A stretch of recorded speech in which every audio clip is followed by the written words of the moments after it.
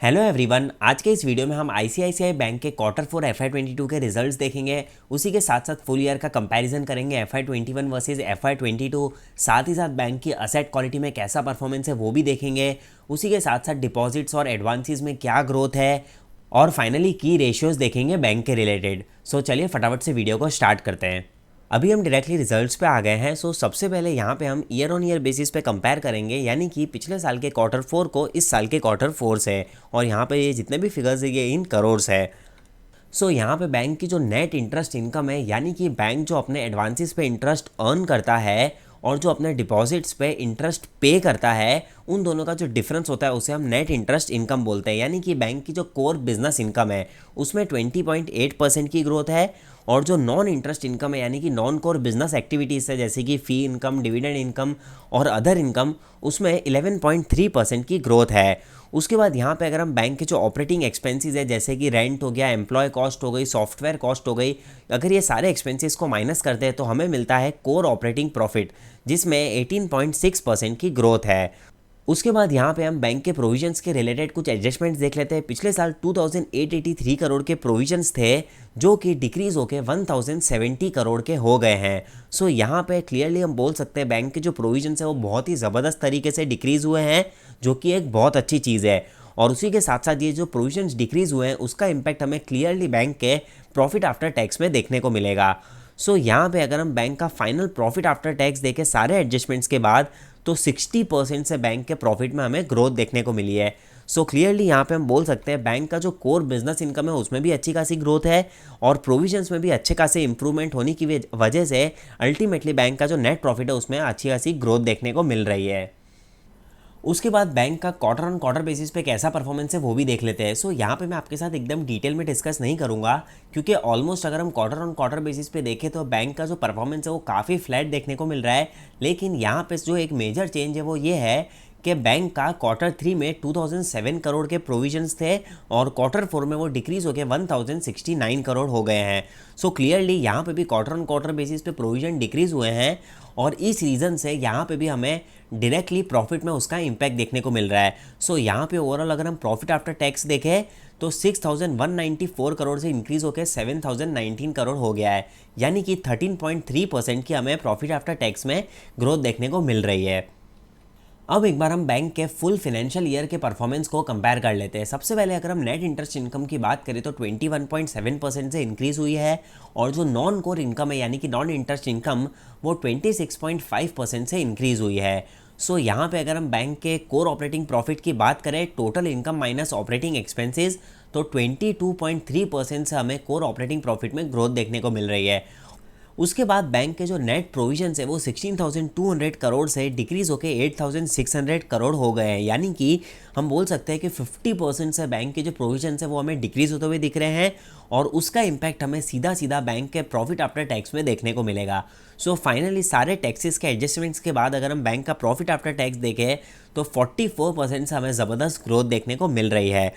Full year basis पे अगर हम बैंक के परफॉर्मेंस की बात करें तो बैंक का जो कोर बिजनेस इनकम है उसमें भी डबल डिजिट में ज़बरदस्त ग्रोथ देखने को मिल रही है। कोर ऑपरेटिंग प्रॉफिट भी बहुत ज़बरदस्त इंक्रीज हुआ है, प्रोविजंस भी डिक्रीज होते हुए दिख रहे हैं और ओवरऑल अगर हम देखें तो प्रॉफिट आफ्टर टैक्स में भी बहुत ज़बरदस्त ग्रोथ देखने को मिल रही है। क्लियरली हम बोल सकते हैं कि बैंक के जो रिजल्ट्स है वो काफ़ी अच्छे हमें देखने को मिल रहे हैं। नेक्स्ट बैंक की असेट क्वालिटी का परफॉर्मेंस देख लेते हैं। सबसे पहले अगर हम ईयर ऑन ईयर बेसिस पे देखें तो ग्रॉस एनपीए 4.96% से डिक्रीज होकर 3.60% हो गए हैं और नेट एनपीए 1.14 से डिक्रीज होकर 0.76% हो गए हैं। उसी के साथ साथ अगर हम क्वार्टर ऑन क्वार्टर बेसिस पे देखें तो ग्रॉस एनपीए 4.13 से 3.60% हो गए हैं और नेट एनपीए 0.85% से डिक्रीज होकर 0.76% हो गए हैं। यहाँ पे हम बोल सकते हैं कि ईयर ऑन ईयर और क्वार्टर ऑन क्वार्टर बेसिस पे दोनों में अच्छा खासा हमें एनपीए में इंप्रूवमेंट देखने को मिल रहा है। नेक्स्ट डिपॉजिट्स ग्रोथ में कैसा परफॉर्मेंस है वो देख लेते हैं। सबसे पहले अगर हम कासा रेशियो की बात करें तो 20.1% से ग्रोथ है और स्पेसिफिकली अगर उसमें हम देखें तो करंट अकाउंट में 16.4% की ग्रोथ है और सेविंग्स अकाउंट में अराउंड 21.8% की ग्रोथ है। उसी के साथ साथ अगर हम टर्म डिपॉजिट्स की बात करें तो यहाँ पे ईयर ऑन ईयर बेसिस पे 9% की ग्रोथ है। क्लियरली हम बोल सकते हैं कि कासा में भी अच्छी खासी ग्रोथ है और टर्म डिपॉजिट्स में भी अच्छी खासी ग्रोथ देखने को मिल रही है। ओवरऑल अगर हम टोटल डिपॉजिट्स में ग्रोथ देखें तो 14.2% की ग्रोथ देखने को मिल रही है।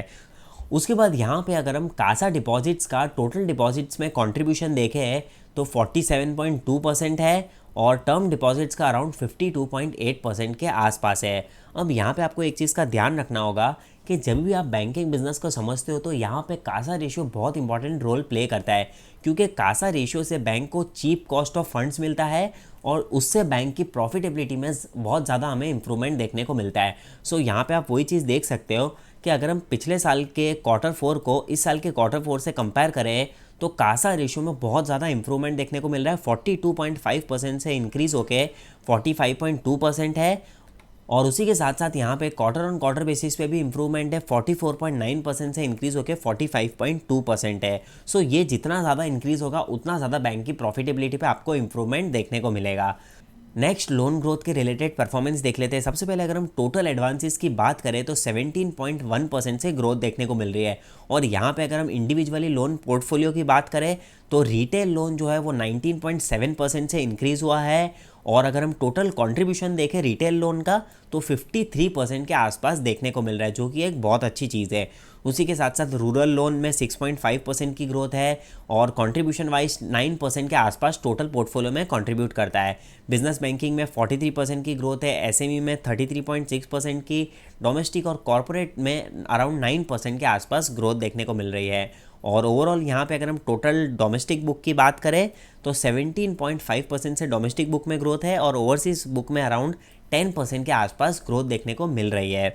सो यहाँ पे क्लियरली हम बोल सकते हैं कि ओवरऑल बैंक की जो लोन बुक है उसमें डबल डिजिट में अच्छी खासी ग्रोथ है और इंडिविजुअली अगर हम देखें तो रिटेल बुक और एसएमई बुक में अच्छा खासा हमें ग्रोथ देखने को मिल रहा है। अब एक बार हम बैंक के रिलेटेड कुछ की इंपॉर्टेंट रेशियोज देख लेते हैं। सबसे पहले अगर हम नेट इंटरेस्ट मार्जिन की बात करें तो 3.96% देखने को मिल रहा है, जो कि पिछले साल 3.69% था।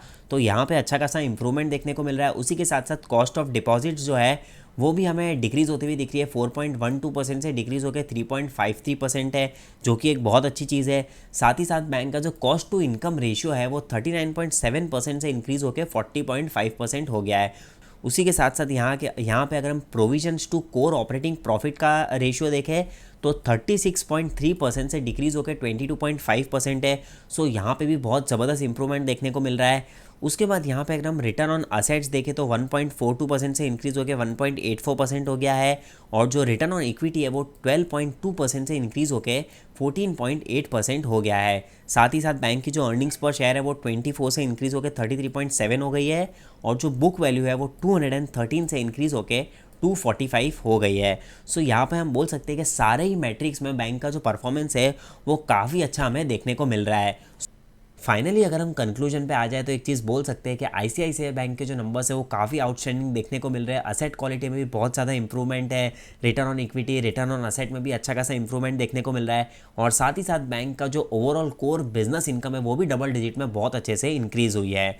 अब एक बार हम ये भी देख लेते हैं कि न्यूज़ में हमें क्या देखने को मिल रहा है। सो यहाँ पे आप देख सकते हो कि बैंक के जो प्रॉफिट है उसने एस्टिमेट्स को बीट किया है। उसी के साथ साथ असेट क्वालिटी में अच्छा खासा इंप्रूवमेंट देखने को मिल रहा है। सो देखते हैं कि कल के दिन बाजार आईसीआईसीआई बैंक के नंबर्स पे कैसे रिएक्ट करता है और उसी के साथ साथ कमेंट सेक्शन में ज़रूर बताना क्या आपके पोर्टफोलियो में आईसीआईसीआई बैंक का स्टॉक है या फिर नहीं है। सो वीडियो की इन्फॉर्मेशन पसंद आई तो वीडियो को लाइक ज़रूर करना। आपके लाइक और कमेंट करने से हमारा मोटिवेशन इंक्रीज़ होता है और यूट्यूब ये वीडियोस को और भी लोगों तक रिकमेंड करता है। सो चैनल को सब्सक्राइब करना मत भूलना, अपने दोस्तों के साथ भी इस वीडियो को शेयर करना ताकि उन्हें भी ऐसी इन्फॉर्मेटिव वीडियोज़ मिलती रहे। सो तब तक के लिए थैंक यू सो मच, मिलते हैं नेक्स्ट वीडियो में।